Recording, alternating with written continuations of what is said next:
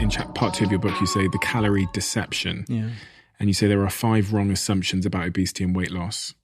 The calorie in, calorie out are independent of each other, so won't trigger one another.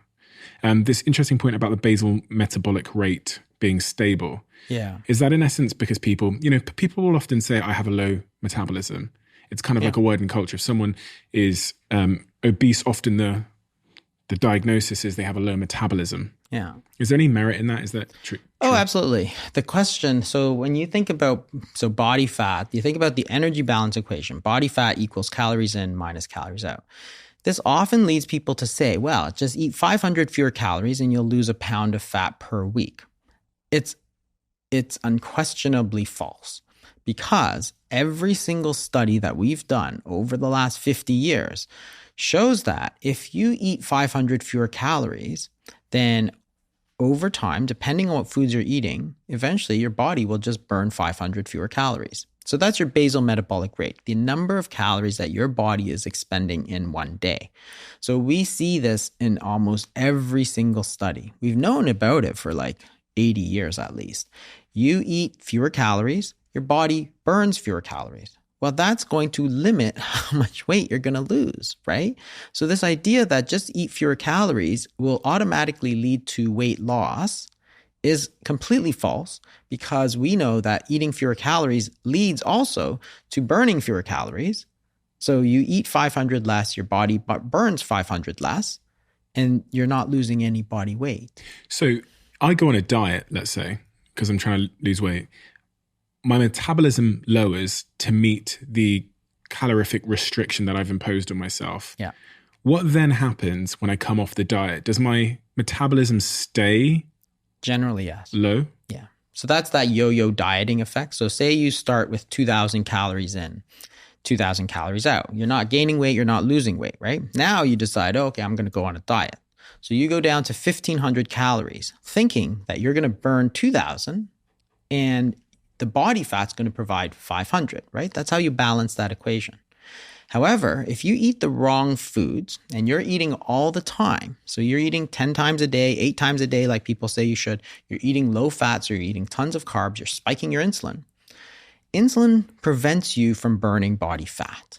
Okay, so we've known about this for 80 years. So now you eat 1,500 calories, but you're keeping your insulin levels really high. So fewer calories, but lots of high carb foods, eating all the time, insulin stays high. You're taking in 1,500, your body is now burning 2,000, but you can't burn any body fat. So the calories that are stored in your body fat cannot be sort of taken out. It's like it's in the bank and the bank is closed. You can't take it out. So what's going to happen? Well, you don't have a balanced equation. So that cannot happen. So what happens is that in order to balance that equation, because your insulin levels are high, you're eating 1,500 calories coming in, your body can only burn 1,500 calories. Your metabolic rate has just now gone down by 500 calories. And guess what? You're not losing any body fat. So that's an example of how the calories idea is completely wrong. Because if you continue to do that, what's going to happen over time is that you get tired because you're burning fewer calories. You don't have enough energy to generate body heat. So you're cold, you're tired, you're hungry. So you say, okay, I'm going to go to 1,800 calories. So now you're eating 1,800 calories, but you're only burning 1,500 calories. Guess what? You gain weight. And you say, but how can I gain weight? I'm eating less than I did. Yes, you are eating less than the 2,000 calories you used to eat. You're eating 1,800, but you're eating the wrong foods. It's very high insulin foods. So therefore, you're going to gain weight. In fact, everybody says that.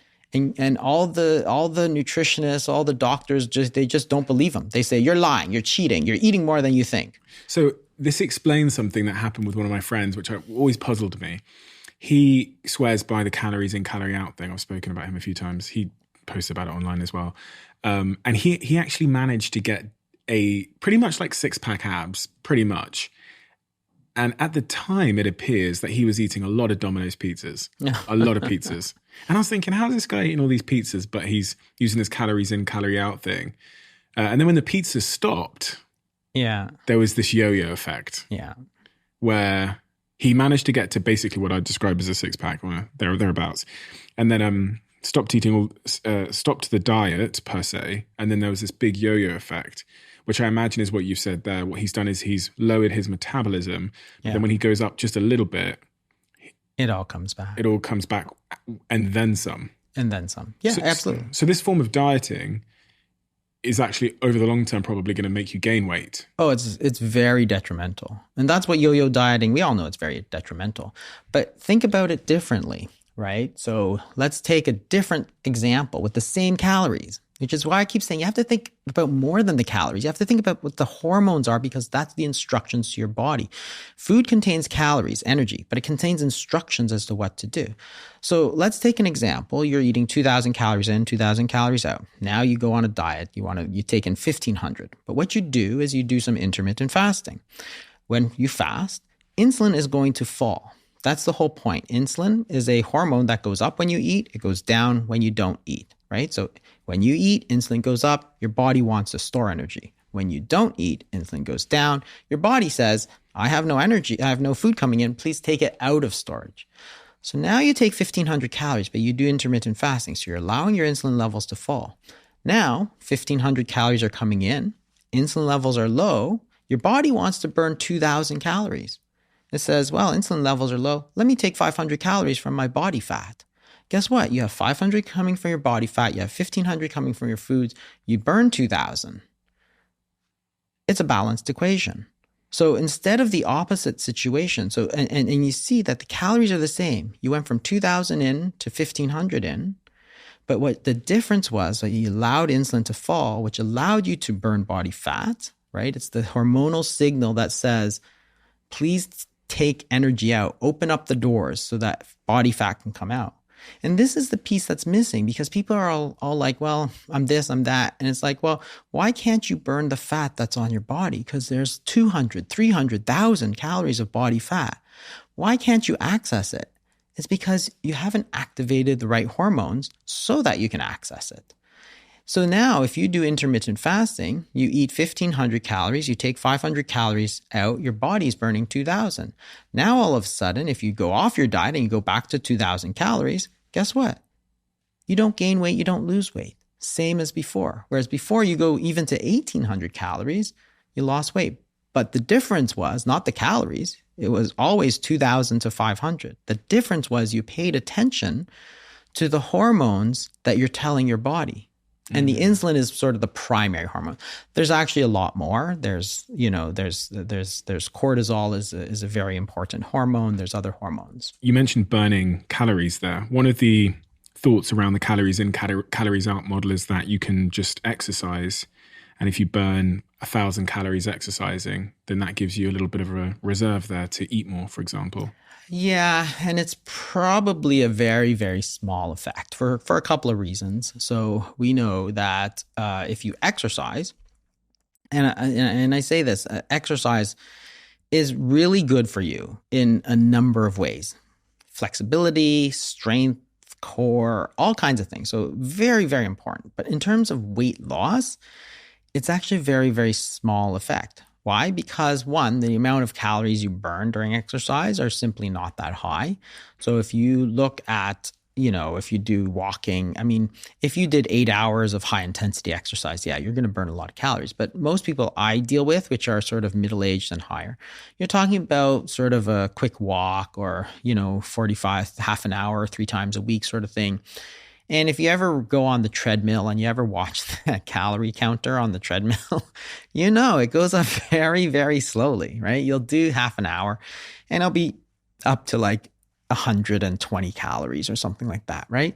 So that exercise really didn't burn off very many calories. It's the amount that you'd get in a couple of cookies, for example, right? So it's just numerically, it's just very small. So if if your body is normally using 2,000 calories, with your brain generating body heat, your heart, your lungs, your liver, they're using 2,000 calories, and now you go up to 2,100 calories. Well, percentage-wise, it's not a huge deal, right?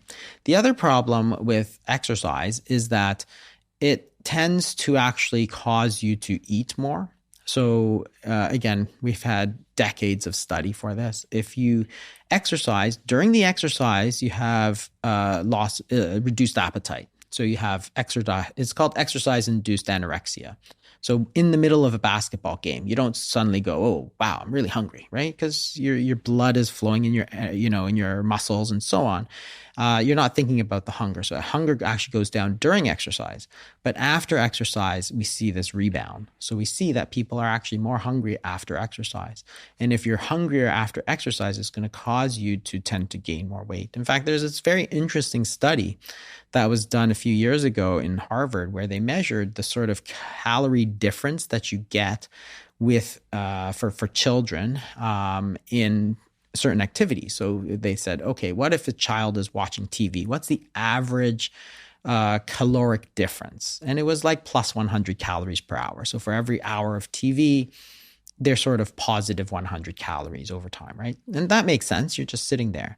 When you look at mild exercise, it's about the same. It's about positive 100 calories. So the only way that happens is that if that exercise is causing you to eat more, right? And you say, well, why are you eating more? It's like, well, because you're hungry. Like the exercise is inducing you to eat more. And that's going to make it difficult to lose weight. You say in the book in chapter 4 that 95% of weight loss is diet. Yeah. And that's the reason why exercise is very hard to exercise enough to lose weight. And that's not to say that you shouldn't exercise. You really should exercise. Everybody should exercise. But if you're trying to lose weight, you still got to focus on the main topic, which is the foods that you eat, which is not just the calories. It's about the types of food that you eat, which is going to affect the hormonal balance, and also how often you eat. If you're eating all the time versus if you're only eating very infrequently, then you're going to have a different hormonal balance that is going to affect your weight as well. An American survey of more than 60,000 adults and children revealed that in 1977, most people ate 3 times a day. By 2003, most people were eating 5 to 6 times a day. Yeah. Yeah, this is the whole idea of sort of eating all the time. And this I find fascinating because it was this sort of inadvertent change in our diet that we never talked about, right? So in 1977, we told people eat lots of carbs, okay? So we know that. That's in print. For sure, the American government said eat 55 to 60% carbs, eat less fat. What happened is that, in 1977, people ate breakfast, lunch, and dinner. No snacks. If you wanted an after-school snack, your mom said, no, you're going to ruin your dinner. If you wanted a bedtime snack, your mom would say, no, you should have ate more at dinner, right? No problem. But what happened is that as we started to eat sort of a lot of carbs, what happened is exactly as what we discussed before. You eat 2 slices of bread in the morning with jam. You have no satiety. Insulin spikes way up. Glucose spikes way up. But then it crashes. So you get hungry again. Then you get hungry at 10:30. So you go around looking for a low-fat muffin. And it was because, your sugars are going down, your insulin's going down. So now you're eating mid-morning snack. Then you eat a big plate of pasta. Then you get ravenous at like 3 o'clock. So you go find yourself some crackers or something like that, right? And then now you're having a mid-morning snack, you're having a mid-afternoon snack, then you're having a bedtime snack. And that's the average American by 2003 is eating 5, 6 times a day. But they're saying, hey, I'm eating so low fat. This must be the right way to eat. This must be good for me. So now this snacking becomes institutionalized, whereas pre-1977, snacks are an indulgence, right? It's not something good for you. It's something bad for you, but hey, once in a while you indulge. Then it becomes institutionalized as something that every single one of us should be doing. And we should never be without food for more than an hour and a half. Let's think about this very simply, okay?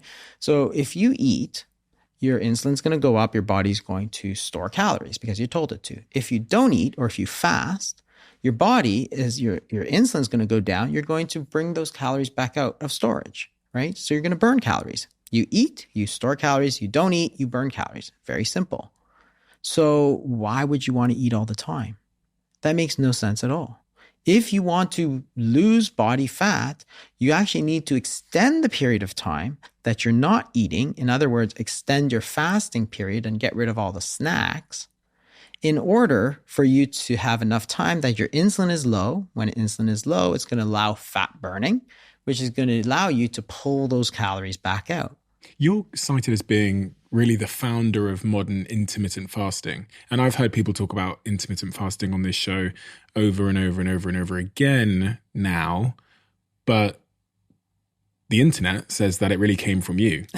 I know that intermittent fasting has been happening for thousands of years, but the idea of it as a tool for weight loss, they say it came from you. Because in 2013, 2014, really nobody was talking about it from a medical standpoint. Like, what's happening in the body? Why is it good? Why is it bad? And really, I was, for years, sort of this one voice in the wilderness that was saying, like, hey, this is a tool for us. If you want to lose weight because it's important, then you can just set aside a period of time that you don't eat. At the time, people thought it was extremely bad for you. And I looked through all the literature and I said, well, why is it bad for you? And they had all these reasons. There's all these myths about intermittent fasting and how it's going to cause you to gain weight and be tired and hungry and all these sorts of things. I said, well, no, there's actually a lot of data here over the last, 2,000 years that we've used intermittent fasting, and they're simply not true. And I can go over a few of those.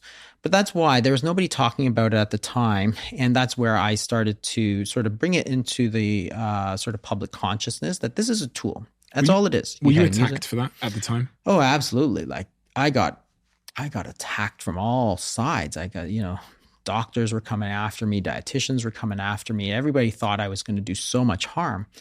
And the funny part was that, as I think back, as I spoke to a lot of colleagues would say to me, you know what? I used to do that when I was in training. We did that all the time. We'd go 24 hours without eating because we're in the OR or we're in the ER or we were busy. So we did that constantly and nothing bad happened. And I remember thinking, you know what? As a doctor, I actually tell people to fast all the time. If you have to go for surgery, you need to fast. If you're after surgery, you need to fast. If you do fasting blood work, you need to fast. So why is it that I'm actually telling people to fast all the time? And yet for weight loss, you shouldn't fast. That doesn't make any sense. And physiologically, from a body standpoint, it doesn't make any sense. One of the things people talked about was, it's going to make you eat more later. It's going to make you more hungry. Your basal metabolic rate's going to go down. This was one of the big myths of intermittent fasting. That's going to cause the so-called starvation mode, right? And this is the idea that your basal metabolic rate will fall so low that when you do start to eat, you're going to gain weight again. So I said, well, let's think about this. You can do a study where you take somebody, say you, for example, and you could fast them for 4 days and measure how many calories they're burning, their basal metabolic rate on day 0 before the fast, and measure them 4 days into the fast and see how many calories you're burning. So on day 0, they say you're burning, say, 2,000 calories a day. On day 4 of 0 food, you don't eat any food for 4 days. They measure how much calories you're burning. Your body is burning 2,200 calories. Your basal metabolic rate didn't go down. It went up. Your body's activating itself during fasting, which is fascinating because if you're trying to lose weight, dropping that basal metabolic rate is death. Like, if you drop that metabolic rate, it's so hard to lose weight. That's what the calorie restricted diets did. That's what the low fat diets did, the eating all the time did. But when you actually fast, your metabolic rate went up. And we see this in study after study. And the reason is actually basic physiology. It's actually medical physiology, like first-year medical school stuff.